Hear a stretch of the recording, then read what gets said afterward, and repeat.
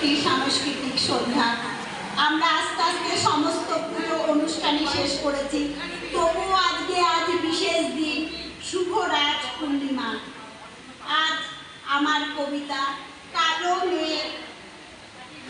মেয়ের পায়ের তলায় দেখে যা আলোর নাচে।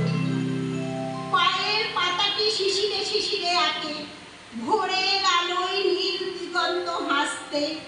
কাল রাতে শেষ খেয়াতে বলেছে বৃষ্টি, সাদা পালে তোর ঋতু হেমন্ত আসতে। ও কালো মেয়ের নাম যদি হয় শ্যামা, 14 প্রদীপে তাকে ডাকি দীপাবলি। ভীরু হৃদয়ে নির্ভীত সিংহাসনে গামছাড়া ওই আল পথ ধরে চলি। পথ হারানোর নেশাটুকু সম্বল, শোনো দীপাবলি, তোমাকে তো হারাবো না।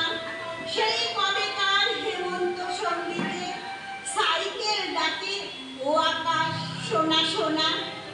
সত্য জানি না কোন কুলে ছায় পাশে, ক্লান্ত স্বপ্ন পা ডুবিয়ে দেবে জলে। নাছর বান্দা হালকা নিম্নচাপ, পার ভেঙে দেবে কৌশলে ছলে বলে। তবুও যখন খুব নিঃসারে আসে, শিউলির শেষে ম্লান হয়ে গেলে কাশ, তার হাত ধরে দাঁড়িয়েছে দীপাবলি। কান পেতে শোনে পৃথিবীর নিঃশ্বাস।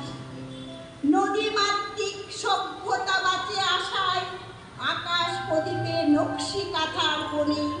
সোনার ফসলে নয়নজুড়ির জলে রামপ্রসাদের শ্যামা সঙ্গীত শোনে।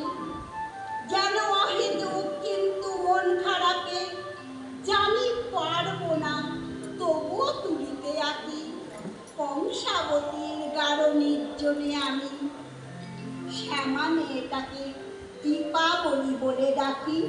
নমস্কার। অনেক ধন্যবাদ শিখা ভট্টাচার্যকে।